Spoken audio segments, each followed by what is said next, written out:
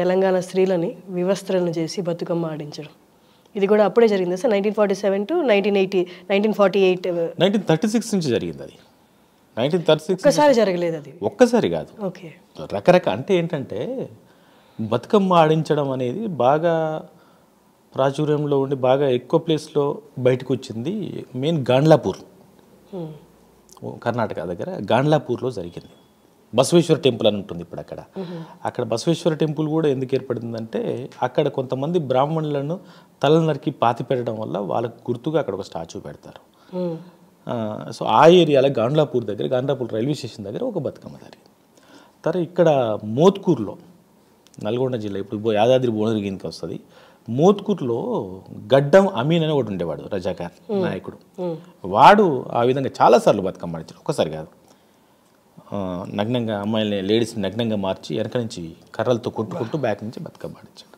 తర్వాత బైరాన్పల్లిలో జరిగింది బైరాన్పల్లిలో ఊరంతా మగాళ్ళందరినీ చంపేసి వాళ్ళ శవాల చుట్టూ వాళ్ళ భార్యలతో బతుకమ్మ ఆడించారు ఇవి బాగా ప్రమోట్ అయ్యి ఉన్నాయి బాగా బుక్స్లు అక్కడిక్కడ ఉన్నాయి ఇలా కాకుండా విచ్చలవిడితనంగా ఉన్నాయి చాలా చోట్ల ఉన్నాయి అట్లా సార్ బ్రిటిషర్స్ కంటే నిజాం పాలనలోనే ఇంత అకృత్యాలు జరిగాయని చెప్పొచ్చా సార్ 100% నిజాం పాలనలోనే జరిగినాయి రజాకార్ల హయాంలోనే ఎక్కువ జరిగినాయి అందులో డౌట్ ఏం లేదు ఎందుకంటే ఇప్పుడు ఏమవుతుందంటే కొందరు ఉన్నారు నిజాం చాలా మంచోడు కొందరు మేధావులు ఉంటారు చాలా గొప్పగా చెప్తారు ఇప్పుడు ఈరోజు రేవంత్ అన్న సీఎం అయ్యాడు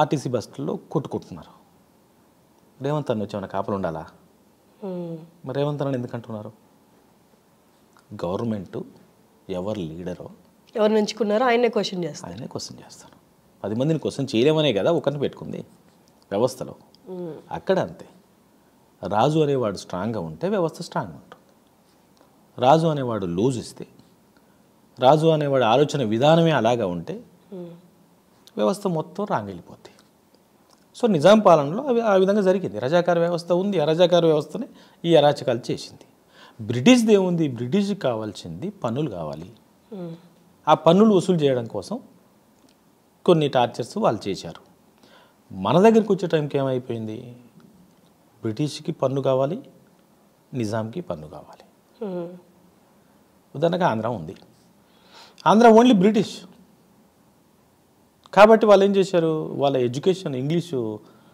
కాలేజెస్ పెట్టారు స్కూల్స్ పెట్టారు వాళ్ళ ఎడ్యుకేషన్ బాగుంది వాళ్ళు ఎక్కడ వసూలు చేయాలో అక్కడ వసూలు చేశారు బట్ దాంతోపాటు వీళ్ళకి చదువు వచ్చింది ఈ ప్రాంతానికి వచ్చే టైంకి ఏమైంది మా ఉర్దూ చదవాలి ఉర్దూ నేర్వాలి ఉర్దూ మాట్లాడాలి ఉర్దూ అధికార భాష సో కాబట్టి ఏంటి ఉర్దూ నేర్చుకోండి వాళ్ళకేం చెప్పాడు ఇతను మీకు కావాల్సిన పన్ను నేను ఇస్తా మీరు నా మీద చేయకండి అంటే బ్రిటిష్ వాళ్ళు ఏం చేశారంటే బ్రిటిష్ వ్యవస్థ ఏర్పాటు చేసుకున్నారు కానీ అజమాయిషీ చేయలేదు మన దగ్గర వాళ్ళ వ్యవస్థ ఇక్కడ ఉంది కాబట్టి ఆ మాత్రం తగ్గింది ఇంకా నిజంగా చెప్పాలంటే వాళ్ళకి భయపడి తగ్గింది లేకపోతే ఇంకా ఎక్కువ ఉండేది అందుకనే మీకు అప్పట్లో హిందుత్వ కార్యక్రమాలన్నీ బ్రిటిష్ ఏజెన్సీలు ఉన్న దగ్గర ఎక్కువ జరిగినాయి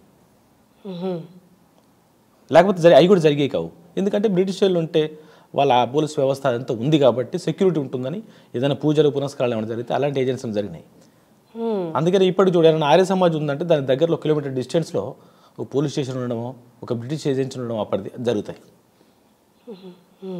అట్లా ఈ విధంగా ఏమైపోయిందంటే 2 రకాల పన్నులు కట్టడం కోసం ఇన్కమ్ పెంచుకోవడం కోసం చేయడంతో పాటు ఒకటి ఎప్పుడైతే రజాకారులకు వదిలేశాడో రాజ్యాన్ని ఇంకా వాళ్ళ విచ్చలవిడితనానికి వాడికి ఏం కావాలన్నా వాడు ఏమైనా చేయొచ్చు ఒక ఊర్లోకి వెళ్తే వాడికి కావాల్సింది తీసుకోవచ్చు వాళ్ళ డబ్బులు లాక్కోవచ్చు వాళ్ళ ఫుడ్ తీసుకోవచ్చు అందమైన అమ్మాయిని లాక్కెళ్ళిపోవచ్చు మేకల్ని పశువుల్ని ఇవన్నిటిని కోళ్ళని తీసుకొని వెళ్ళిపోవచ్చు వాడికి ఏమైనా చేయొచ్చు పట్టించుకోలేదు మీరు వాలంటీర్గా ఉన్నారు కాబట్టి నేను చెప్పిన పని చేసుకోండి మిగతా మీరేమన్నా చేసుకోండి అంతే అంటే ఒకటే అక్కడ నిజాం వ్యవస్థలో రజ్వీ అనే రజాకార్ నాయకుడు రాగానే జరిగింది ఏంటంటే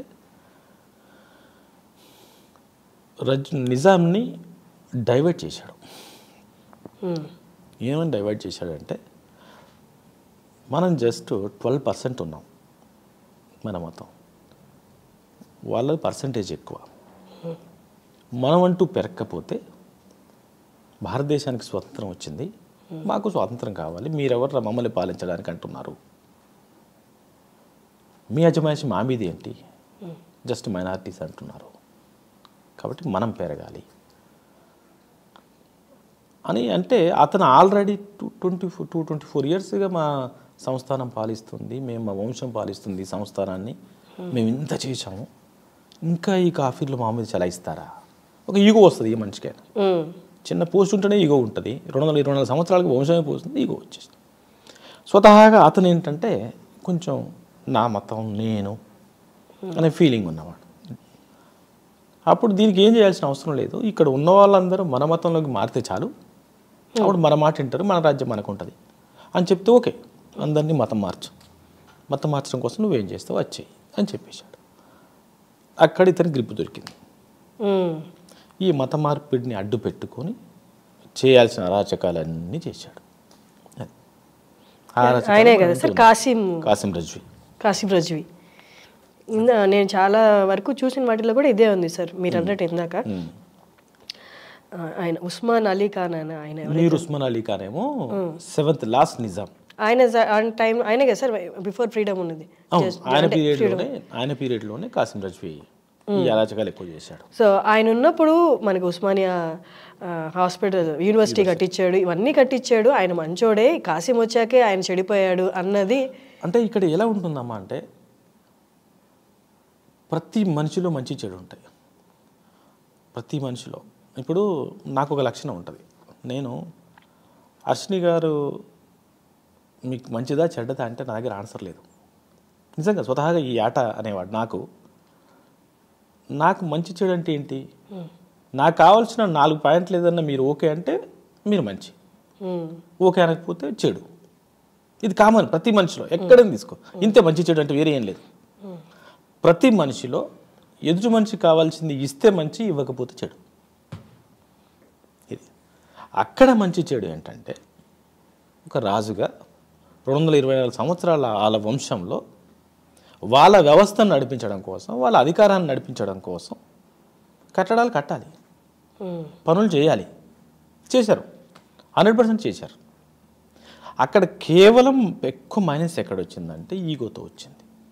మాదే అధికారం, మేమే శాసిస్తాం అనే దగ్గర వచ్చింది. నిజానికి ఇతని కంటే ముందు నిజాం 7th నిజాం కంటే ముందు 6th నిజాం మహబూబ్ అలీ పాషా వీళ్ళ నాన్నగారు, ఆయన ఈ ఉర్దూని అధికార భాషగా చేసింది ఈయన కాదు, 7th నిజాం కాదు. కానీ ఆయన మీద వ్యతిరేకత రాలేదు. రీజన్ ఏంటి, అసలు ఆయన మీద వ్యతిరేకత లేదు జనాలకు. రీజన్ ఏంటి, ఇప్పుడు మనం అనుకున్న మంచి అనే అండర్లైన్ ఆయన దగ్గర ఎక్కువ ఉంది. ఆయన జనంలో కలుస్తాడు, జనంతో కలుస్తాడు, నీకేం కావాలన్నా కావాలా తీసుకో అంటాడు. బోనాల పండుగ వస్తే అలా ప్యాలెస్ ముందే బోనాల పండుగ చేపిస్తాడు, బతుకమ్మ పండుగ వస్తే బతుకమ్మ పండుగ చేపిస్తాడు. చార్మినార్ దగ్గర అమ్మవారి పండుగలు చేపించింది ఆయనే, అక్కడి నుంచి స్టార్ట్ అయింది.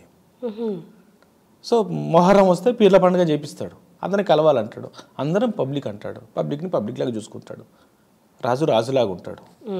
అప్పుడే మూసీలో వరదలు వచ్చి మన దగ్గర మొత్తం కొట్టుకుపోయి అప్పట్లో 30,000 మంది చనిపోయారు. చనిపోతే ఒక సామాన్యుడిలాగా వచ్చి ఒక మట్టిలా కొట్టుకుపోయిన జనాల శవాలను చూసి ఆడ కూర్చొని తల కొట్టుకొని నా జనాలు ఇట్లా చచ్చిపోయారని ఏడ్చాడట. వాడెవడో చచ్చిపోయాడు కాఫీ అనలే అతను, నా జనం చచ్చిపోయారని ఏడ్చాడు.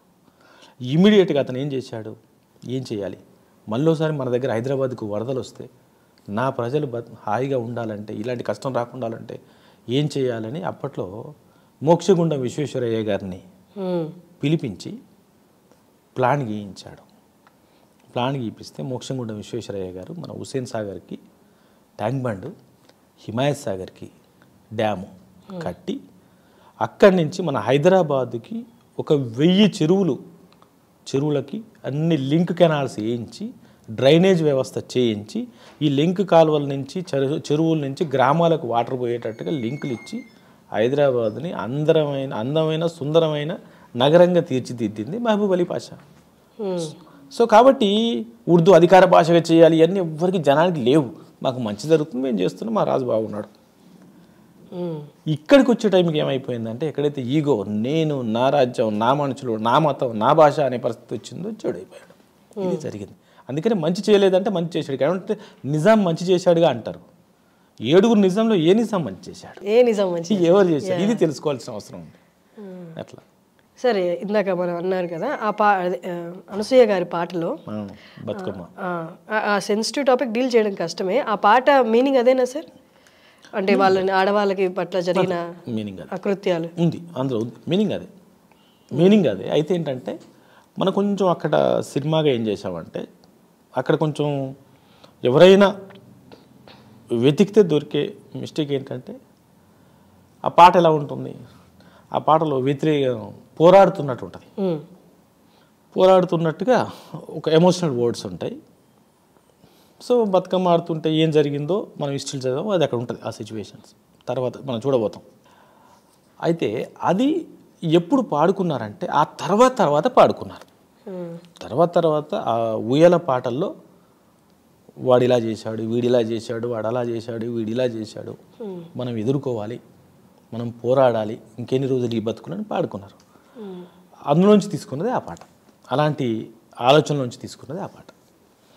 సార్, స్వాతంత్రం వచ్చింది నిజామ్స్ దగ్గర నుంచి కూడా కోరుకున్నట్టు. తర్వాత ఈ కాసిం అనే ఆయన్ని జైల్లో పెట్టారు. తర్వాత నిజాం ఎలా వెళ్ళిపోయాడు, ఆ ఎండింగ్ కూడా చూపించారా సార్? నిజాం అంటే ఒకటి, ఇక్కడ ఎప్పుడైతే విలీనం జరిగిందో, ఈ దేశంలో విముక్తి పోరాటానికి విలీనం అనౌన్స్ చేశాడో అక్కడికి సినిమా అయిపోతుంది. ఓకే. ఆ తర్వాత హిస్టరీ ఏంటంటే నిజాంకి వీళ్ళు భారత గవర్నమెంట్ ఇతనికి గౌరవంగా చూసింది, నెక్స్ట్ ఇక్కడ గవర్నర్ చేసింది, ఆయన్ని అంతే రెస్పెక్ట్గా చూసి ఎక్కడ తక్కువ చేయలే ఆయన్ని. ఎందుకంటే రాజవంశం అప్పటి నుంచి రాజుగా ఉన్నారు కాబట్టి ఆయన చాలా రెస్పెక్టెడ్ హోదాలోనే చనిపోయారు.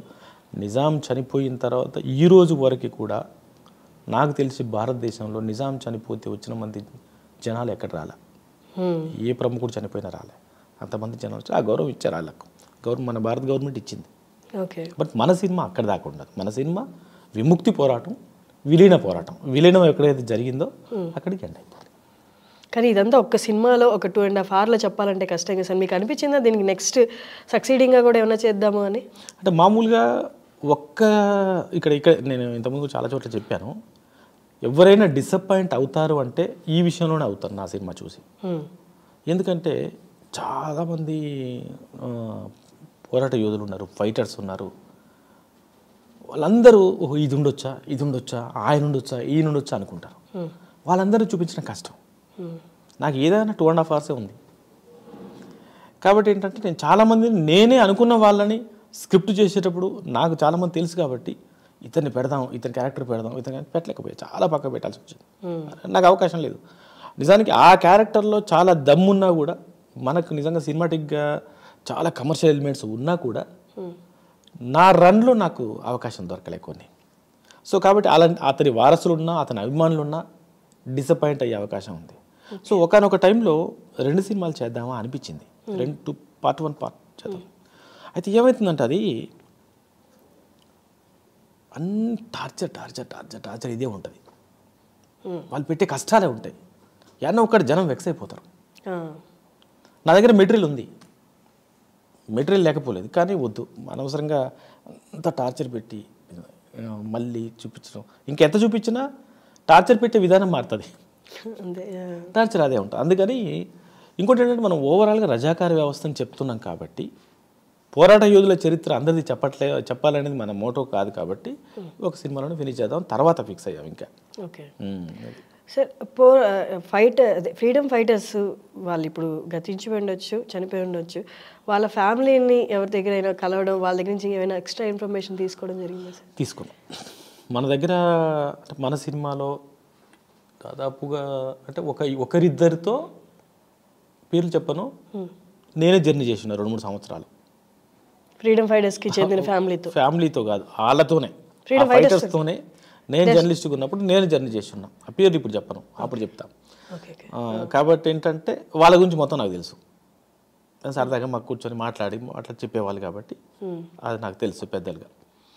కొందరిని ఫ్యామిలీస్ని కలిసాం. మరి ఒక ఫ్యామిలీ అయితే నిజంగా ఎంత విచిత్రం అంటే ఒక ఆయన కూతురు, ఒక ఫ్రీడమ్ ఫైటర్ కూతురు, ఆవిడకి ఇప్పుడు 65 years ఉంటాయి. ఒక 6 daysలో ఇక షూటింగ్కి వెళ్తాను అనగా కలిసింది ఆవిడ. అప్పటిదాకా ఆవిడ ఎక్కడుంటో తెలియదు, ఏంటో తెలియదు. ఆయన పేరు తెలుసు, పేరు తెలుసు తప్ప వాళ్ళ క్యాస్ట్ ఏంటి అంటే, క్యాస్ట్ ఎందుకు అనాల్సి వస్తుందంటే డ్రెస్సింగ్ స్టైల్కి. ఓకే. అతను డ్రెస్సింగ్ ఏం చేయాలని సరే సో అండ్ సో పేరు వస్తుంది, అది శివుడి పేరుతో ఉంది దగ్గరగా, వీళ్ళేమో అలానేమో శివభక్తు అట్లా అనుకుని ఏదో ప్లాన్ చేసుకున్న తర్వాత మళ్ళీ కాదు అని తెలిసి ఇంకొకటి అని తెలిసిన తర్వాత వాళ్ళ భార్య ఆ ఫైట్లో వాళ్ళ భార్య ఉంటుంది, చిన్న బాబు ఉంటాడు, ఇలా జరుగుతుందని మొత్తం డిజైన్ చేసుకున్నాక ఒక 6 days ఉందనగా ఆవిడ వాళ్ళ అమ్మాయి ఉన్నారు అని తెలిసింది. నిజానికి ఈ ఇన్ఫర్మేషన్ కూడా ఇప్పుడు మనం మంచి మేధావిగా అనుకునే మీ అందరి పేరు చెప్తే తెలిసి అతని దగ్గర నుంచే వచ్చింది. ఆయన రాసిన బుక్లో ఉంది, ఇంకొకరు చెప్పిన బుక్లో ఉంది. కానీ ఆయన దగ్గరికి వెళ్ళిన తర్వాత ఆయనకు బాబు ఉన్నాడు, చిన్న అబ్బాయి ఆ ఫైట్లో చనిపోయాడు అని చెప్పారు కదా, అది రాంగ్. లేదు, అసలు బాబు లేడు. అంటే ఈవిడికి బ్రదర్, ఈవిడికి బ్రదర్ ఉన్నాడు. ఆ భార్య వేరు, వీళ్ళ మదర్ వేరు. ఆ భార్య అక్కడ ఫైట్లో చనిపోయిన తర్వాత ఆవిడ నెక్స్ట్ వీళ్ళమ్మని చేసుకున్నాడు ఆయన. అయితే పెద్దమ్మకు బాబు లేడు అనేది అక్కడ తెలిసింది మాకు. అప్పటిదాకా నేను ఇంకో రకంగా డిజైన్ చేసుకున్నాను, నాకు తెలిసిన హిస్టరీ ప్రకారం. లాస్ట్ మూమెంట్లో తెలిసింది. అయితే ఇంకా ఆవిడ ఇంకా చాలా విషయాలు చెప్పారు. ఆవిడ పాటలు పాడి వినిపించారు, మా నాన్న ఇలా పాడేవాళ్ళు, మా నాన్న మీద ఇలా పాడేవాళ్ళు జనాలు అని చాలా ఇన్ఫర్మేషన్. అమ్మా ఇదే పెద్ద స్టేట్ ఎట్టుందిరా బాబు. కానీ అట్లా లాస్ట్ మినిట్లో ఇంకొకరేమో వాళ్ళ నాన్న బుక్కే ఇచ్చారు. మా నాన్న బుక్ అండి, మా నాన్న రాసిందే ఈ బుక్, మీరు ఆయన రాసిందే కాబట్టి మీకు ఈజీగా ఉంటుంది చదవండి అని. ఒకరేమో అసలు నన్ను ఎక్కడ బయట పెట్టొద్దు బిడ్డ, నేను అన్నీ చెప్తానే, కానీ పాపం పెద్ద ఆవిడ ఇలా సారి ఇక్కడ లేపి ఇక్కడ పెద్ద మరక ఉంది, నువ్వు నా కొడుకులు అంటాడు బిడ్డ అని చూపించింది. ఇక్కడ కోసారు ఆవిడని కూడా, చిన్న పిల్లప్పుడు కోసారట. అంటే ఆవిడ కసి, అంటే రజాకారులు. ఆవిడ పెద్ద ఆవిడ అంటే అప్పుడు చిన్నపిల్ల మెచ్యూర్ అవ్వలేదు, ఏం చెయ్యలేరు, వాడు కసి ఆగదు, ఆడపిల్ల కూసాడట ఇట్లా. అంటే చూడు ఎంత ఇంకా బూతులు వచ్చేస్తాయి మనకి. ఆవిడ ఇట్లా బిడ్డ నన్ను ఇట్లా టార్చర్ పెట్టారు బిడ్డ. రెండోసారి మా అమ్మ తీసుకెళ్ళి మా ఇంటి వెనక అండర్ గ్రౌండ్ ఉండేది, అన్ని కర్రలు వేసి ఉండేది, ఆ కట్టెల కిందకి వెళ్ళిపోతే పూల కట్టెలు అనుకునే వాళ్ళు బిడ్డ, దాని కింద ఒక అండర్ గ్రౌండ్లో దాక్కునే వాళ్ళం మేము. ఇంకా దీపం పెట్టుకునేది లేదు, ఊరు బయట గుర్రం చప్పుడు వస్తుందంటే దీపాలని ఊదేసేవాళ్ళం, ఊది అందులోకి వెళ్ళిపోయేవాళ్ళం. వాళ్ళ పురుగులు ఉంటాయి, ఆ పాములు ఉంటాయి, ఏం పండుకునేది లేదు. తెల్లం దాకా మేము పండుకునే వాళ్ళం.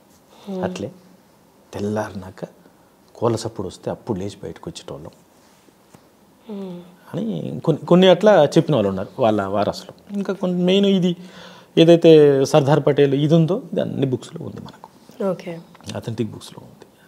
సార్ దీని మూవీ ప్రొడ్యూసర్ గూడూరు నారాయణ గారు, ఆయన కూడా చాలా ఇంటర్వ్యూస్లో చూస్తే ఆయనకు కూడా స్పష్టత చాలా కరెక్ట్గా నేను చెప్పాలనుకుంటున్నాను, నేను చెప్పాలనుకున్న దాన్ని నేను డిఫెండ్ చేసుకునేంత ఇన్ఫర్మేషన్ నా దగ్గర కూడా, అంటే అలాంటి యాక్టివ్ ప్రొడ్యూసర్స్ని చూడడం చాలా అరుదుగా అనమాట ఇండస్ట్రీలో.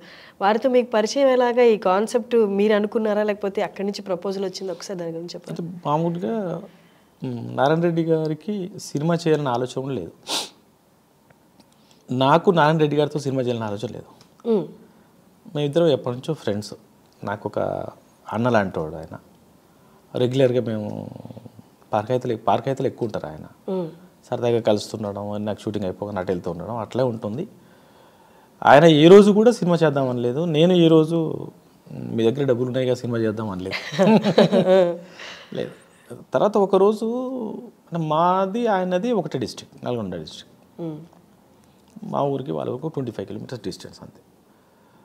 సినిమా టాపిక్ వచ్చినప్పుడు మన దగ్గర చాలా హిస్టరీస్ ఉన్నాయి కదా, అవి ఎందుకు చేయకూడదు అంటే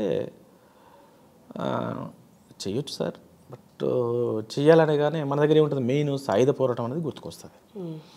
సాయుధ పోరాటం అనగానే మళ్ళీ దొర పెద్దరికం, ఇక్కడ బానిసలు ఎవడో రావడం, ఇవన్నీ జరిగినాయి చాలా వచ్చినాయి. అంటే పేర్లు మార్చి చేసిన, ఇంకో రకంగా చేసిన, ఇలాంటివన్నీ వచ్చేసినాయి. కానీ కథలు మాత్రం చాలా ఉన్నాయి, కథగా తీసుకుంటే బాగా ఉంటుంది అన్నప్పుడు ఏదన్నా ఒకటి చేద్దాం మనం అని అంటుండేవాడు. నేను దాన్ని పెద్దగా సీరియస్గా తీసుకునేవాడిని కాదు. ఒకసారి ఖచ్చితంగా మనం చేయాల్సిందే ఒక సినిమా అంటే అప్పుడు నేను అయితే పని చేద్దాం, రజాకార్ వ్యవస్థ చేస్తాను అన్నాను. చేయొచ్చా అన్న, చేయొచ్చు, ఇలా ఉంటుంది, మనకు తెలియదే ఉంది, అందుకైతే బడ్జెట్ ఎక్కువ అవుతుంది, ఎంతలో చేయొచ్చు అన్నారు. అది చెప్పడం కష్టం అంటే సో అండ్ సో అమౌంట్లో చేయొచ్చా అన్నారు. చేయొచ్చండి, అయితే ఇది పీరియాడిక్ తీసుకున్నప్పుడు ఇప్పుడు షర్ట్ కావాలంటే టక్కున మీ షర్ట్ నా షర్ట్ పెట్టి పంపించేస్తాం మామూలు సబ్జెక్ట్ అయితే. అక్కడ కాగానే ఆ టైంలో ఎలా ఉంది, ఎలా వేసుకున్నారు, ఇవన్నీ చూసుకొని చేయాల్సి వస్తుంది. 10 రూపాయలు అనుకునేది 100 రూపాయలకి వెళ్ళిపోద్ది. అది మన చేతిలో ఉండదు, మనం ప్లాన్ చేసుకున్నా ఉండదు. అన్న తర్వాత ఒకసారి ఆలోచన పడడం నేనే వద్దులేండి, ఫస్ట్ మనం చేయకపోవడమే బెటరు, మనం రీచ్ అవ్వలేము. ఇంకో సెకండ్ పాయింట్ కూడా చెప్పాను, ఈ సబ్జెక్ట్ అనగానే మనకు పెద్ద హీరోలు ఎవరు రారు, దీని పెద్ద హీరోలు అయితే బాగుంటుంది ఎవరైనా వస్తే, లేదు అంటే చిన్న హీరోలు వస్తే చిన్న వాళ్ళతో చేయొచ్చు బాగుంటుంది, కానీ అంత బడ్జెట్ ఎక్కువ అవుతుంది, మనం భరించగలగాలి. ఇవి అని నేనే అతన్ని డిస్కరేజ్ చేశాను. ఒకసారి ఏమైందో తెలియదు, టక్కున నేను తిరుపతికి వచ్చా ఇప్పుడని ఫోన్ చేశారు.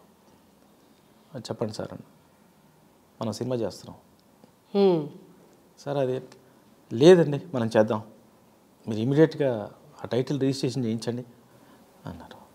అనగానే సరే అండి, టైటిల్ రిజిస్ట్రేషన్ చేయాలంటే బ్యానర్ రిజిస్ట్రేషన్ చేయాలి, ప్రొడ్యూసర్ కౌన్సిల్లో మీరు మెంబర్ అవ్వాలి, ఇవన్నీ ఉంటాయి. అనగానే నాకేం తెలీదు, నేను వచ్చేలోపు, నేను తిరుపతి నుంచి వచ్చేలోపు నేను వెంకటేశ్వర స్వామి ముందు గర్భగుడికి ముందు నిలబడి మాట్లాడుతున్నా, ఫోన్ చేస్తున్నా, మీకు నాకు ఎందుకో ఇక్కడికి వచ్చినాక చేయాలనిపించింది, మీరు రిజిస్ట్రేషన్ చేసి పెట్టండి అనగానే సరే పేరు చెప్పండి అనగానే సమర్వీర్ మా మనోడి పేరు, ఆ పేరు పెడదాము సరే అని ఇమీడియట్గా ఒకరిని పిలిచి సమర్వీర్ క్రియేషన్స్ అని బ్యానర్ రిజిస్ట్రేషన్ చేయించి టైటిల్ రిజిస్ట్రేషన్ చేయించిన తర్వాత వచ్చిన తర్వాత అసలు ఏంటి ఇలా ఉంటుంది మరి ఇదని అంటే సరే దిగుదాం పర్లేదు అన్నారు. సరే మరి మీరు బ్యాక్ స్టెప్ వేయొద్దు, ఎందుకంటే ఇది నేను ఇలాంటిది టేకప్ చేయాలంటే నాకు చాలా ఇబ్బంది అవుతుంది అని. ఇప్పుడు అసలు ఈ సినిమాకి మనం అనుకున్న ప్రాబ్లమ్స్ అన్నీ అప్పుడే చెప్పారు, ఇన్ని రకాలుగా ఉంటాయి, మీరు స్ట్రాంగ్ ఉంటారంటే నాకు భయం ఏం లేదు, మీరు స్ట్రాంగ్ ఉంటారని నాకు భయమే లేదు, నేను భయపడాలి, మీరు డబ్బులు పెడతారు, పాలిటిక్స్ చేసుకుంటారు, రియల్ ఎస్టేట్ చేసుకుంటారు, ఇంకోటి చేసుకుంటారు, నాకు అలా కాదు, నాకు లైఫ్ స్టార్ట్ అవుతుంది, అయినా నేను స్టెప్ తీసుకుంటా, నేను స్టెప్ తీసుకున్నాక మీరు వెనక చేశారంటే నేను బుక్ అయిపోతాను, లేదు లేదు చేద్దామన్నారు. అట్లా దిగాం. అట్లా ఇద్దరు డిస్కషన్ నుంచి వచ్చింది, అది ఒక్కసారి అనుకున్నది కాదు. అందుకని ఏంటంటే ఆయన కూడా అక్కడే పుట్టి పెరిగినవారు కాబట్టి ఆ హిస్టరీ మీద ఆయనకు బాగా అవగాహన ఉంది. అఫ్కోర్స్ ఆయనకు కొన్ని విషయాలు తెలుసుంటాయి, నాకు కొన్ని విషయాలు తెలుసుంటాయి, మనం దీని మీద చేద్దాం అనుకున్నప్పుడు ఒక దగ్గరికి వస్తాం. ఇంకోటి వాళ్ళ తాతగారు కూడా ఫ్రీడమ్ ఫైటర్, ఆయన పేరు ఈయన పేరే, వాళ్ళ తాతగారి పేరు ఈయనకి పెట్టారు, గూడూరు నారాయణ రెడ్డి గారు, లేట్ గూడూరు నారాయణ రెడ్డి గారు. సో మా తాతగారు కూడా నాకు చాలాసార్లు చెప్పేవాళ్ళు, మా ఊర్లో కూడా ఇలాంటివి జరిగిన ఇన్సిడెంట్స్. వాళ్ళ ఊరికి దగ్గరలోనే మస్తాలపల్లి అని ఒక ఊరు ఉంటుంది, ఆ ఊరిలో మత మార్పిడి మీద చాలా పెద్ద ఇది జరిగింది. తర్వాత మనకు బీబీనగర్ రైల్వే స్టేషన్ ఉంది కదా, ఆ రైల్వే స్టేషన్కి పెద్ద హిస్టరీ ఉంది, ఆ రైల్వే స్టేషన్ దగ్గర పెద్ద గొడవలు జరిగినాయి అప్పట్లో. ఆ తర్వాత బీబీనగర్ బ్రిడ్జ్ ఉంటుంది ఒకటి, అంటే ఇప్పుడంతా బైపాస్ అయింది కాబట్టి తెలియట్లేదు, కానీ ఆ బ్రిడ్జిని అప్పుడు నిజాంలో కూలగొట్టారు, ఇండియన్ ఆర్మీ రాకుండా ఆపడం కోసం. రోడ్డు అదేనా సార్ బ్రిడ్జ్ కూలగొట్టింది, పక్కకు ఒక బ్రిడ్జ్ ఉంటుంది, ఇండియన్ ఆర్మీ రాకుండా కూలగొట్టారు. ఇవన్నీ ఇన్సిడెంట్స్ వాళ్ళ ఊరు చుట్టూ జరిగిన చాలా అతను తెలిసినవి కూడా ఉన్నాయి. అట్లా ఇద్దరం కలిసి స్టెప్ తీసుకున్నాం, అనుకున్నట్టుగా చేయగలిగాం లక్కీలో. అది డైరెక్టర్గా మీరు ధైర్యం చేశారు, ప్రొడ్యూసర్గా ఆయన ధైర్యం చేశారు. బట్ యాక్టర్స్ విషయానికి వస్తే వాళ్ళు ఇంకా ఎన్నో సినిమాలు చేయాలి యాజ్ ఎ డైరెక్టర్ మీరు కూడా, బట్ మీకు ఒక స్టాండ్ ఉంది, మీరు నేను చెప్పాలనుకున్నాను. బట్ యాక్టర్స్కి వాళ్ళని ఒప్పించడం అనేది, చేయడానికి వచ్చిన ప్రతి వాళ్ళు కథ చెప్పగానే మేము చేస్తాం అన్న వాళ్ళే తప్ప భయపడ్డ వాళ్ళు ఎవరూ లేరు. అనసూయ గారు ఆవిడ అసలు ఫస్ట్ చెప్పగానే ఫీల్ అయిపోయి ఏడ్చేసి ఇంత జరిగిందా, ఇంత మ్యాటర్ ఉందా, ఇంత ఉందా అని 10 minutes కలుద్దాం సార్ అన్న ఆవిడ 2.5 hours మాట్లాడుకుంటూ కూర్చున్నారు నాతో. అది అయిపోయింది, ఆవిడ కమిట్ అయ్యారు, షూటింగ్ చేశారు, ఆవిడ సాంగ్ రిలీజ్ అయింది, అయిపోయింది కదా, అంతతో ఆగిపోవాలి కదా. మళ్ళీ సెకండ్ సాంగ్ పూతుగడ్డ మీద సాంగ్ రిలీజ్ చేసిన తర్వాత లైవ్ వస్తుందట, ఆవిడ ఫోన్ చేస్తూనే ఉన్నారు, ఫోన్ మిస్డ్ కాల్ వస్తుంది. బయటకు వచ్చినాక ఏంటమ్మా ఏంటంటే నాకు ఏడుపు వచ్చేస్తుంది, ఇంత ఉందా, మనం ఎందుకు ఇంతవరకు గుర్తించలేదు, ఎవ్వరు గుర్తించట్లేదు, దీన్ని తప్పంటారు ఏంటి అంటే అస్తిత్వం గురించి చెప్తే కూడా తప్ప అంటే ఎట్లా అని మళ్ళీ అంత ఇన్వాల్వ్ అయిపోయారు ఆవిడ. ఎందుకంటే నిజంగా స్వతహాగా అనసూయ గారి ఫ్యామిలీ చాలా పెద్ద ఫ్యామిలీ. తెలంగాణలో భూదాన్ పోచంపల్లిలో తను పుట్టింది, నల్గొండ జిల్లా భూదాన్ పోచంపల్లిలో. భూదాన్ పోచంపల్లిలో 100 గడపల ఇల్లు ఎవరిది అంటే వాళ్ళదే, వాళ్ళ ఇంటికి 100 గడపలు ఉంటాయి. పెద్ద ఫ్యామిలీ నుంచి వచ్చిన అమ్మాయి. ఇక్కడ మనం ఏదో సరదా సీన్లు చూసి ఏదో అనుకుంటున్నాం, కానీ పెద్ద ఫ్యామిలీ నుంచి వచ్చి, పెద్ద హిస్టరీ ఉన్న ఫ్యామిలీ నుంచి వచ్చిన ఊరి నుంచి వచ్చిన అమ్మాయి. సో ఆ బ్లడ్ ఉంది తనలో, ఆ ఆవేదన ఉంది కాబట్టి అందుకే చెప్పిన ఈజీగా కనెక్ట్ అయింది. చాలా ఎక్కువ, అందరికంటే ఆవిడ ఎక్కువ కనెక్ట్ అయింది, ఆవిడే ఎక్కువ ఇన్వాల్వ్ అయిపోయింది. కాబట్టి నాకు ఆ సాంగ్ అంత అవుట్పుట్ వచ్చింది. నాకు ఆ సాంగ్ చూసి పెద్ద పెద్ద వాళ్ళు, పెద్ద ఛానల్స్ సీఈఓలు కూడా ఫోన్ చేసి పర్ఫెక్ట్ చేసింది అనసూయ అన్నారు. అప్పటిదాకా అనసూయని వ్యాంపిష్ క్యారెక్టర్స్ అలా తిట్టిన వాళ్ళు కూడా ఈ రోజు నుంచి నేను అనంతల్లి నేను కొత్త అనసూయని చూస్తామని ఉన్నారు. అర్థం చేసుకున్న జనం ఉన్నారు, అర్థం చేసుకున్న మేధావులు ఉన్నారు, పెద్దలు ఉన్నారు, ఆవిడ ఇన్వాల్వ్ అయ్యారు. అది సెట్లో కూడా అలాగే ఆవిడ ఏడవడం ఇన్వాల్వ్ అవ్వడం జరిగింది 100%. అది ఆ సాంగ్ 5 nights చేశాము. 5 nights అట్లే ఉండిపోయారు ఆవిడ ఇన్వాల్వ్ అయిపోయింది. అంటే మనకు ఆ రిజల్ట్ కనిపిస్తుంది కదా, మనకు ప్రాక్టికల్గా ఇలా చేయమని మనం చెప్పి చేసిన దానికి వాళ్ళు ఇన్వాల్వ్ అయ్యి చేసిన దానికి చాలా తేడా ఉంటుంది. ఫుల్ ఇన్వాల్వ్మెంట్, తను టోటల్గా సాంగ్ నేర్చుకోవచ్చింది, ఆ బిట్ట ఈ బిట్ట అని ఇంకా మీకు సాంగ్ కొంతనే వచ్చింది. సాంగ్ నెక్స్ట్ పార్ట్లో మనం ఇంతకుముందు అనుకున్నాం కదా, అలాంటి సిచ్యువేషన్ సీన్స్ ఉంటాయి కదా, అవును చేసేసారు ఆవిడ, నిర్మోహమాటం చేసేసారు. చేస్తేనే కదా సార్ జనానికి రీచ్ అయ్యేది, మనం చేద్దాం కదా అని చేశారు. ఐ హోప్ నాకున్న ఇన్ఫర్మేషన్ ప్రకారం, నేను సర్చ్ చేసిన ఇన్ఫర్మేషన్ ప్రకారం this is your debut in to feature films. That's great అండి. మీరు ఎంతో ఎక్స్పీరియన్స్ గెయిన్ చేసి ఇక్కడికి వచ్చి ఉంటారు. I know that. మీలాగే చాలామంది డైరెక్టర్స్ టెలివిజన్ వచ్చిన వాళ్ళు మంచి మంచి ప్లేసెస్లో ఉన్నారు. ఇండియా మొత్తం, వరల్డ్ మొత్తం వారి గురించి మాట్లాడుకోబోతుంది. అండ్ అలాగే మీరు తీసుకొచ్చిన ఫస్ట్ కాన్సెప్ట్ మీ ఫీచర్ ఫిలింకి కూడా చాలా చర్చలకి కారణమైంది, ప్రశంసలకు కూడా కారణమైంది. ఇప్పటిదాకా సినిమా రాలేదు, జస్ట్ టీజర్ అండ్ ట్రైలర్తోనే అంత టాక్ క్రియేట్ చేసింది. అంత పవర్ ఉన్న టాపిక్లా మాకు అనిపించింది. సరే, ఎప్పుడు ఈ మూవీ రిలీజ్ అనుకోబోతున్నారు మీరు? ఇంకా డేట్ ఫిక్స్ చేయలేదు, సీజీలు అవుతున్నాయి, మేబీ ఫిబ్రవరిలో రావచ్చు. ఓకే సార్, ఏదైనా మూవీ రిలీజ్ అవ్వబోతుంది అంటే రిలీజ్ అయ్యాక మ్యాక్సిమం చర్చలు జరుగుతాయి దాని మీద. కానీ మీ మూవీకి టీవీలో డిబేట్లు నడుచాయి సార్. ఎందుకంటారు? ఆ స్టోరీ వల్ల అంటారా? స్టోరీ వల్లనే, నిజం చెప్పడం వల్ల. ఒక మాటలో చెప్పాలంటే ఇంకా వాళ్ళ మూవీ చూడలేదు కదా, నిజం టీజర్లోనే నిజాలు తెలిసినాయి కాబట్టి, నిజాన్ని నిర్భయంగా చెప్పాం కాబట్టి కొందరు ఉలిక్కిపడ్డారు. ఉలిక్కిపడడం వల్ల డిబేట్స్, అంటే ఒక తెలుగు టీజర్కి నేషనల్ వైడ్ డిబేట్స్ జరిగింది ఫస్ట్ టైం. అమేజింగ్. సో అదే చెప్తున్నా, నిజం. ఎందుకంటే ఎంతసేపు ఇక్కడ పరిస్థితులు ఎలా ఉన్నాయో దానికి అనుకూలంగా ఉండడం, తగ్గి ఉండడం, ఒగ్గి ఉండడం, అదే చేస్తారు. కానీ నిజాన్ని నిర్భయంగా చెప్పాలంటే కొంచెం ధైర్యం కావాలి. సార్, మీరు చెప్పారు నిజాన్నే చెప్తున్నాము, ఏ పార్టీకి సపోర్ట్గానో ఏ పార్టీకి వ్యతిరేకంగానో ఈ సినిమా తీయట్లేదని. ఇంత నిజాన్ని ఉన్నదాన్ని చెప్తున్నప్పుడు కేటీఆర్ గారు ట్వీట్ చేశారు, ఈ సినిమా బయటికి రానివ్వను. ఎందుకు చేస్తుంటారు సార్? అంటే కేటీఆర్ గారైనా, ఇంకో రాజకీయ పార్టీ అయినా, ఇంకో రాజకీయ పార్టీ అయినా, వాళ్ళకేం కావాలో ఆ పాయింట్ ఆఫ్ వ్యూని ఆలోచిస్తారు. అది రాజకీయం తప్ప వ్యక్తిగతం అని నేను అనుకోవట్లేదు. ఎందుకు వ్యక్తిగతం అనుకోవట్లేదంటే, ఇదే కేటీఆర్ గారు ఒకసారి జర్నలిస్ట్ మీటింగ్ జరిగినప్పుడు జర్నలిస్టులు అందరినీ ఉద్దేశించి మాట్లాడుతూ, మీ జర్నలిస్టులు చాలా గొప్పలు ఉన్నారు, ఉదాహరణకి షోయబుల్లా ఖాన్ అనే ఒక జర్నలిస్ట్ ఉన్నాడు, నిజాం నిరంకుశ పాలనకు వ్యతిరేకంగా పోరాటం చేసినందుకు, వార్తలు రాసినందుకు ఆయన్ని చప్పల్ బజార్లో చంపేశారు, అంత గొప్ప జర్నలిస్టులు ఉన్నారు అని చెప్పారు.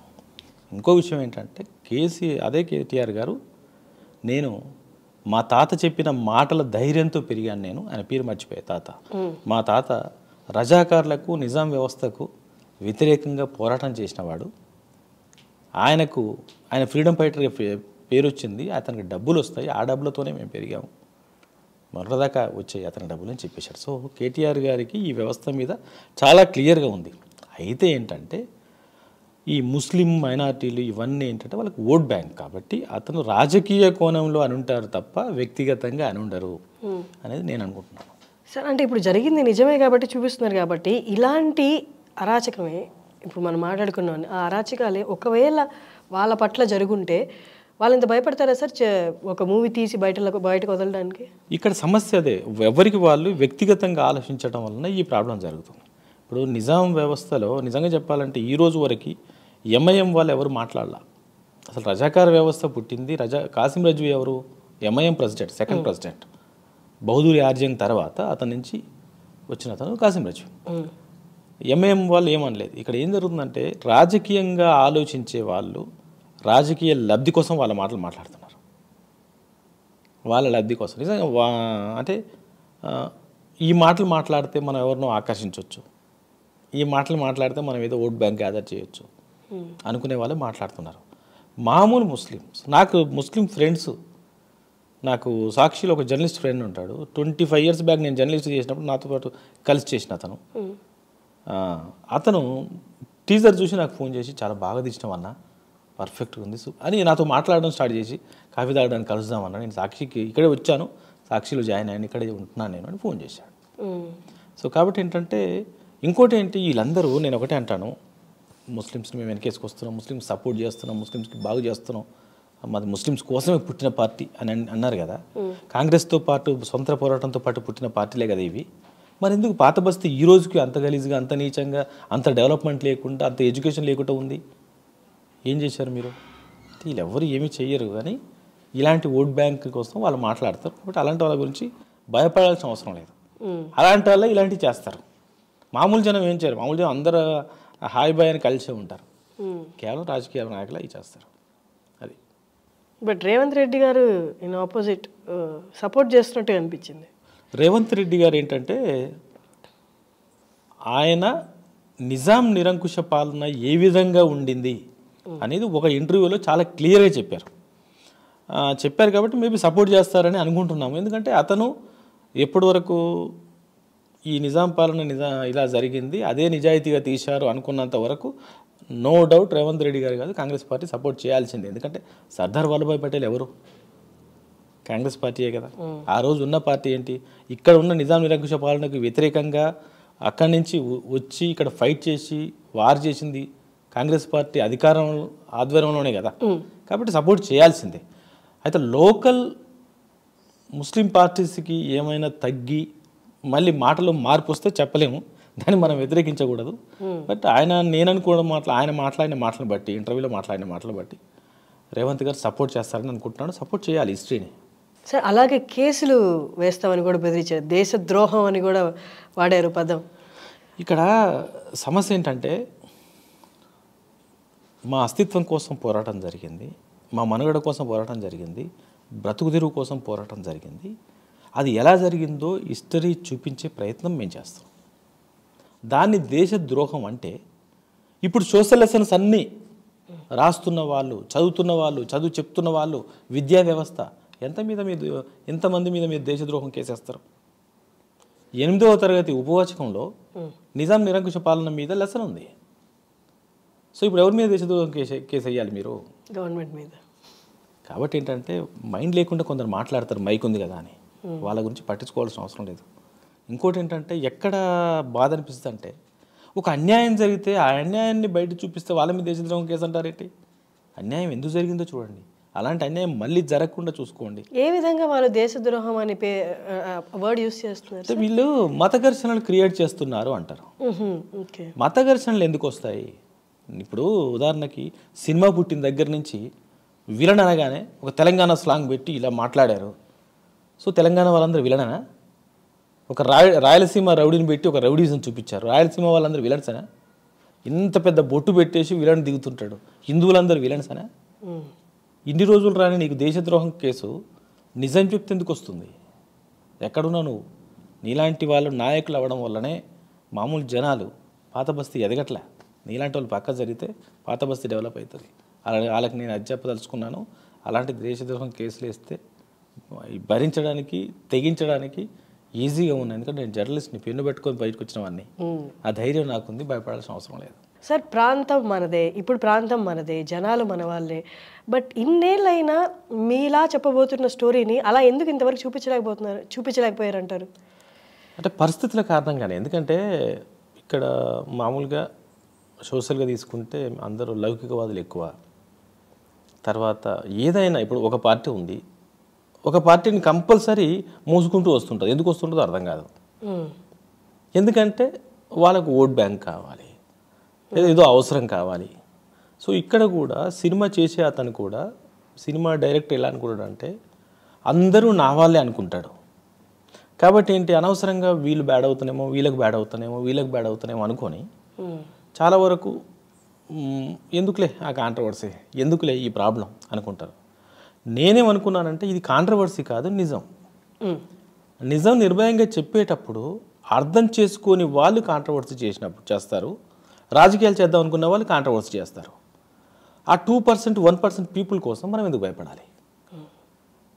అందుకని అప్పుడు మన ప్రొఫెషన్లో మనం కరెక్ట్ చెప్పినట్లయితే వాళ్ళ గురించి భయపడాల్సిన అవసరం లేదు. నేను ఆ విధంగా ఆలోచించాను అనుకుంటున్నాను. సార్, పొలిటికల్గా మీరు చెప్పింది, మీ ఆలోచన చాలా చక్కగా ఉంది. బట్ సినిమా ఫీల్డ్లో తీసుకుని, ఇండస్ట్రీలో తీసుకుంటే, నా ఫస్ట్ ఫిలిమే ఇలా చెప్పేసాను అనుకో, నా నెక్స్ట్ ఫిలింకి దాని ఇంపాక్ట్ పడుతుందా, లేకపోతే సెకండ్ ఫిలిమ్స్కి ఏ జోనర్ చూస్ చేసుకోవాలన్న ప్రెషర్ ఏమన్నా నా మీద ఉంటుందా అన్నది ఆలోచించారా? అప్పుడు ఆలోచించలేదు, ఇప్పుడు ఆలోచిస్తున్నా. అంటే ఒకటి, ఎవ్వరు ఎక్కడితో ఆగరు.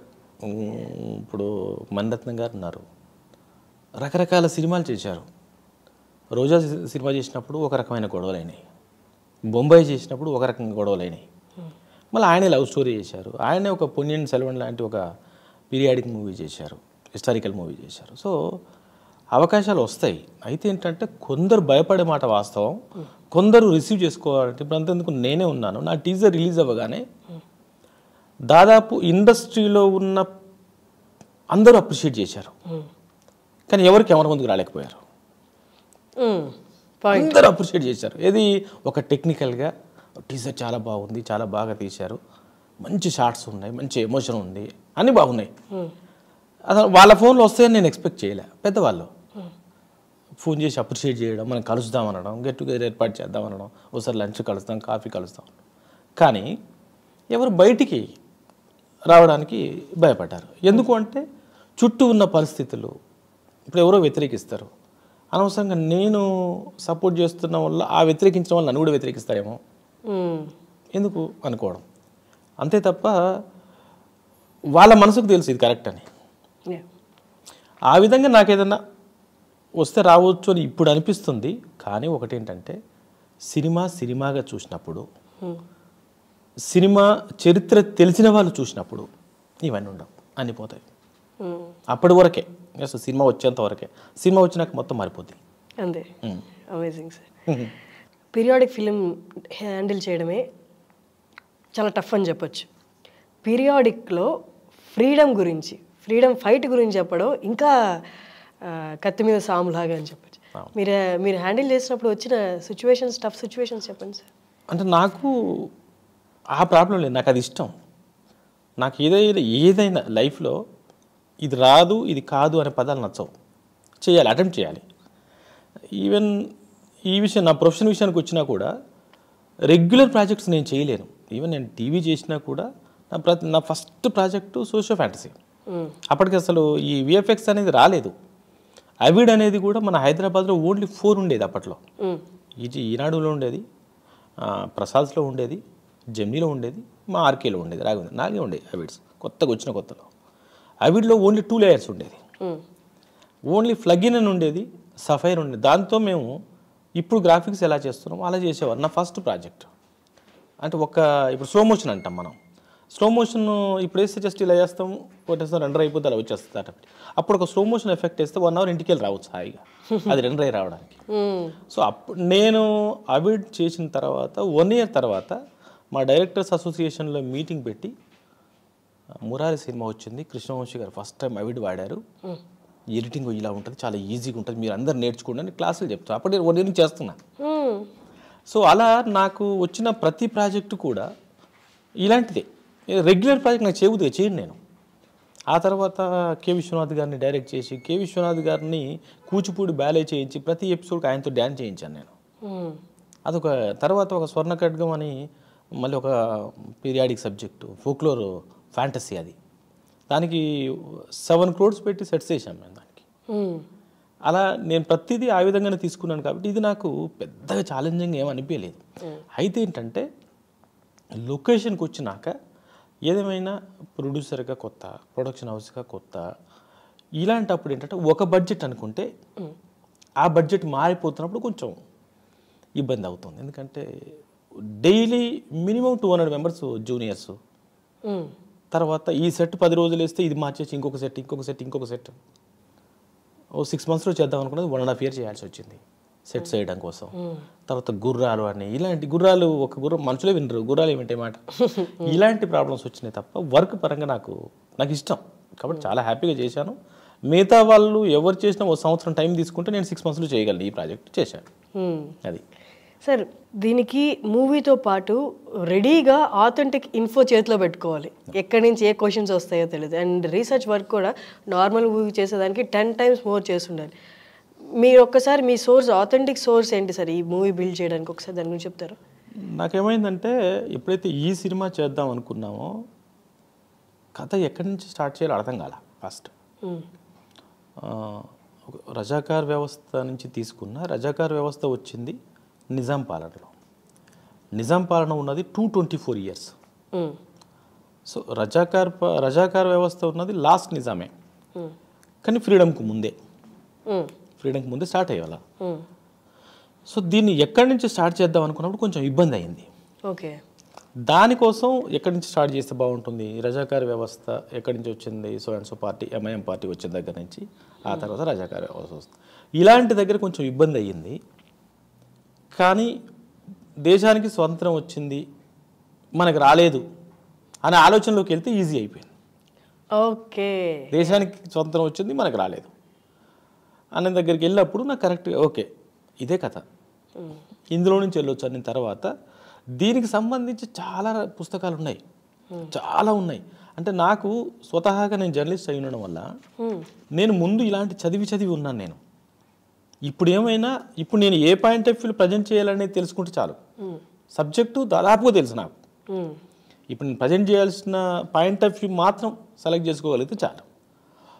తర్వాత ఏంటంటే కొంచెం అథెంటిక్ బుక్స్ చూడాలి, ఎందుకంటే చాలామంది రాస్తారు, ఊహలు రాస్తారు, కానీ దీనికి అథెంటిక్ ఉన్నాయి. ఇది కొన్ని గవర్నమెంటే ఉన్నాయి, అందుకైతే మన లైబ్రరీస్ కాపాడలేకపోయినాయి. కానీ మీకు లండన్ లైబ్రరీ అట్లాంటి దగ్గర ఇంకెక్కువ ఉంటాయి. ఇక్కడ ఒక పెద్ద ఆయన దగ్గర ఒక బుక్ దొరకడం అలాంటివి కొన్ని ఉన్నాయి. తర్వాత గవర్నమెంట్లో ఈ నిజాం వ్యవస్థ ఉన్నప్పుడే ఇక్కడ ప్రధానమంత్రిగా ఉన్న లాయక్ అలీ బుక్, తర్వాత సర్దార్ పటేల్ దగ్గర ఉన్న మెనన్ గారి బుక్, మహాత్మా గాంధీ మనవడు రాసిన సర్దార్ పటేల్ బయోగ్రఫీ, ఇలాంటివి చాలా ఉన్నాయి. అందులో చాలా మ్యాటర్ ఉంది. తర్వాత ఈ నిజాం వ్యవస్థ పోయి రజాకార్ వ్యవస్థలో స్వతంత్రం ఎలా వచ్చింది అంతా కూడా గవర్నమెంట్ అథెంటిక్ బుక్స్ ఉన్నాయి, ప్రాబ్లం లేదు. ఓకే, అవి పబ్లిక్ అవైలబుల్ ఉన్నాయి, అందుకని కొంచెం వెతుక్కోవాలి. తర్వాత ప్రజాశక్తి లైబ్రరీలో, విశాలాంధ్ర లైబ్రరీలో వాళ్ళ దగ్గర ఉన్నాయి. తర్వాత ఈ అప్పుడు సాయుధ పోరాటం జరుగుతున్నప్పుడు ప్రజాకవులు వీళ్ళు రాసిన బుక్స్ నా దగ్గర చాలా బుక్స్ ఉన్నాయి. ఎందుకంటే నేను దాదాపు 96 నుంచి 2015 వరకు Prajasakti మెంబర్ని, publication మెంబర్ని. So Prajasakti book హౌస్కి ఒక బుక్ వచ్చిందంటే నాకు పోస్ట్ వచ్చేస్తుంది. ఓకే, సో కాబట్టి నా దగ్గర చాలా మెటీరియల్ ఇంకా నాకు కొన్ని మిస్ అయినవి ఉన్నాయి. మీలాంటి వాళ్ళకి ఎవరికో చదువు అని ఇచ్చి మళ్ళీ తీసుకోలేకపోవడం, బిజీగా ఉండి అట్లా కొన్ని మిస్. ఆ విధంగా చాలా బుక్స్ రిఫర్ చేశాను. నా అసిస్టెంట్స్ని పెట్టుకొని అరే మనం ఈ థ్రెడ్లో ఉన్నాం కదా, ఈ థ్రెడ్లో ఈ బుక్లో ఏం పాయింట్ వస్తుందో చూడు, ఈ బుక్లో ఏం పాయింట్ వస్తుందో చూడు, ఈ బుక్లో ఏం పాయింట్. ఎందుకంటే నేను ఒక్కరి చదవడం కష్టం నాకు రూట్ దొరికింది కాబట్టి మన రూట్కు సింక్ అయ్యేటట్టు ఈ బుక్లో ఏమైనా వచ్చిందో ఈ బుక్లో మీరు మార్క్ చేసి నాకు చెప్పండి. సో వాళ్ళు మార్క్ చేసి పెడితే నేను అది మాత్రమే చదవడం. సో దాని నుంచి ఇంకేదైనా కావాలంటే లీడ్కి వెళ్ళాలంటే అటు వెళ్ళడం అంతే. అప్పుడు నాకు ఈజీ అయింది. లేదా నేను అన్ని బుక్స్ చదవాలంటే నెక్స్ట్ జన్మలో కానీ సినిమా చేయలేను, అది జరుగుతుంది. బట్ టూ మచ్ నాలెడ్జ్ ఉండడం కూడా ఒక దాని మీద గ్రేట్ కన్ఫ్యూజన్ క్రియేట్ చేస్తుంది అంటారు కదా సార్. వాళ్ళు మీకు ఇక్కడ వరకు అని రాసి ఇచ్చినా కూడా అండ్ పుట్టింగ్ ఎవ్రీథింగ్ టుగెదర్ ఒక కైండ్ ఆఫ్ కన్ఫ్యూజన్ క్రియేట్ అవుతుంది. చాలా డేంజర్, ఏ మనిషికైనా డేంజర్ ఏంటంటే ఎక్కువ నాలెడ్జ్ ఉండడం. ఏ మనిషికైనా ఎక్కువ నాలెడ్జ్ అసలు ఉండొద్దు. నాకు నాలెడ్జ్ లేదు, నాకు ఏం కావాలో అది తెలుసుకోవడం ఉంది. దీని మీద విషయ పరిజ్ఞానం ఉంది, విషయ పరిజ్ఞానం వేరు, టోటల్ నాలెడ్జ్ వేరు. నాకు ఇక్కడ ఏం కావాలి, ఈ నిజాం పరిపాలనలో రజాకారులు ఏం చేశారు, చేసింది ఎప్పుడు ఎక్కువ చేశారు. ఇంతకుముందు చెప్పా స్వాతంత్రం వచ్చిన తర్వాత ఇక్కడ విముక్తి జరిగేంతవరకు బిట్వీన్ ఇక్కడ ఏం జరిగింది, దీనికి ఏమైనా వెనక ముందు లీడ్స్ ఉన్నాయా, ఇది అనుకున్నప్పుడు నాకు ఈ నాలెడ్జ్ అంతా ఉన్న వేస్ట్. చాలా నాలెడ్జ్ ఉంటుంది. నిజాం 224 years నిజాం వ్యవస్థ ఉంటే ఫస్ట్ కమరుద్దీన్ ఖాన్ నుంచి నేను తీసుకోవాలనుకుంటే నాకు చాలా ఉంది. నేను 10 సిరీస్లు చేస్తాను వరుసగా, అది వేరు. ఇక్కడెక్కడైతే నేను ఆగిపోయి ఉన్నానో నేను దీనికి సంబంధించి తెలుసుకోవచ్చు. అయితే ఇక్కడికి వచ్చినాక ఇప్పుడు మనకు వస్తున్న కొన్ని క్వశ్చన్స్ ఉంటాయి. మీరు కామెంట్ చూస్తే కమ్యూనిస్టులు ఒక రకంగా మాట్లాడతారు, కాంగ్రెస్ ఒక రకంగా మాట్లాడుతుంది, ఆర్య సమాజ్ ఒక రకంగా మాట్లాడుతుంది, హిందుత్వవాదులు ఒక రకంగా మాట్లాడతారు, లౌకికవాదులు ఒక రకంగా మాట్లాడతారు, ఇలాంటివి ఉంటాయి. ఎవరేం మాట్లాడినా ఈ అథెంటిక్ బుక్స్లో నిజమేంటి, జరిగిందేంటి, అసలు జరిగిందేంటి? ఇక్కడ విషయం ఏంటంటమ్మా, ఎవరైనా ఇది ఉంది అని చెప్పారు తప్ప ఇన్ని రకాలుగా లేదని చెప్పలే. మీరు ఎవరు మాట్లాడినా, సో అండ్ సో పార్టీ మాట్లాడినా, సో అండ్ సో పార్టీ మాట్లాడినా, సో అండ్ సో వ్యక్తులు మాట్లాడినా, సో అండ్ సో మతం మాట్లాడినా ఇది ఉంది అని చెప్పారు. దీనికి పేరు మార్చారు, లేకపోతే ఇప్పుడు ఎందుకు లేండి ఆ విషయాలని చెప్పారు, అయిపోయింది ఇప్పుడు ఎందుకు లేండి అని చెప్పారు తప్ప వీళ్ళెవ్వరూ కూడా ఇది లేదు అని చెప్పలే. సో నేను కరెక్టే, మనం టేకప్ చేసింది కరెక్టే. నేను ముందే చెప్తున్నాను భయ్, నువ్వు దాని పేరు మార్చావు, నువ్వు ఆలోచన మార్చావు. విముక్తి కోసం జరిగిన పోరాటం ఈ గడ్డ మీద ఉంది, అదే చూపిస్తున్నాను నేను. సో కాబట్టి ఏంటంటే ఎంత పరిజ్ఞానం ఉన్నా మనకేం కావాలో అది తీసుకోగల కెపాసిటీ ఉంటే, సినిమా కూడా అంతే కదమ్మా. ఒక కథ చేస్తుంటాం, ఒక కథ చేస్తుంటే 4 రైటర్లను కూర్చుంటాం, డైరెక్టర్ కావాల్సింది మెయిన్ అదే. ఒక 10 మంది టీంని పెట్టుకుంటాం అనుకుంటే 10 మంది మైండ్ 10 రకాలుగా వెళ్తూ ఉంటుంది. మనకేం కావాలో రాబట్టుకోవడమే డైరెక్టర్. మీ ఆలోచన ఉంటుంది, మీ ఆలోచనలో ఇప్పుడు ఉదాహరణకి మా కాంపౌండ్ బాహుబలి చేసింది, బాహుబలి రిలీజ్ అయింది, 15-16 దేశాల్లో బాగా నడుస్తుంది. మీకు ఎవరికి తెలియని విషయం ఏంటంటే, బయటకు వచ్చింది లేదో, ఒక కంట్రీలో పేరు మర్చిపోయాను, సుబ్బరాజు ఫ్యాన్స్ ఎక్కువయ్యారు. సుబ్బరాజు ట్రాక్ నచ్చింది, అక్కడికి మా వాళ్ళు ఒక 15 days సుబ్బరాజుని అక్కడికి పంపించి అక్కడ ప్రమోషన్కి వాడుకోవాల్సి వచ్చింది. అక్కడ డిస్ట్రిబ్యూటర్స్ మాకు సుబ్బరాజు గారు కావాలని అడిగారు, ప్రభాస్ అన్నని వీళ్ళెవరిని అడగల. సో వాళ్ళకి అది నచ్చింది. అట్లా మన కథ చేసేటప్పుడు కూడా మన టీంలోనే 10 మంది 10 రకాలుగా వెళ్తారు. బట్ మనం వేసే రూట్ ఏంటి, ఈ రూట్లో మనం వెళ్ళాలి అనే జడ్జిమెంట్ డైరెక్టర్కి ఉండాల్సిందే. అది ఈ సబ్జెక్ట్ కదా, ఏ సబ్జెక్ట్ చేసుకున్నా అప్పుడు ఒకే వెళ్తుంది. లేనప్పుడు ప్రతిదీ నచ్చుతుంటుంది. హోటల్కి వెళ్తే అన్నీ నచ్చుతాయి, అన్ని తింటే అయిపోతాం. మనకి ఏం తినాలో అది తినాలి, ఇది అంతే. ఓకే సార్, అప్పుడు జరిగిన సిచ్యువేషన్స్ చాలా ఉన్నాయి, అందులో కొన్ని బాగా అందరిని కలిసివేసే సిచ్యువేషన్స్ ఉన్నాయి వారి పాలనలో. అంటే ఫ్రీడమ్ ఫైట్ జరుగుతున్నప్పుడు 1947 తర్వాత, ఇఫ్ ఐఎమ్ నాట్ రాంగ్, ఇది కూడా అప్పుడే జరిగింది అనుకుంటున్నాను.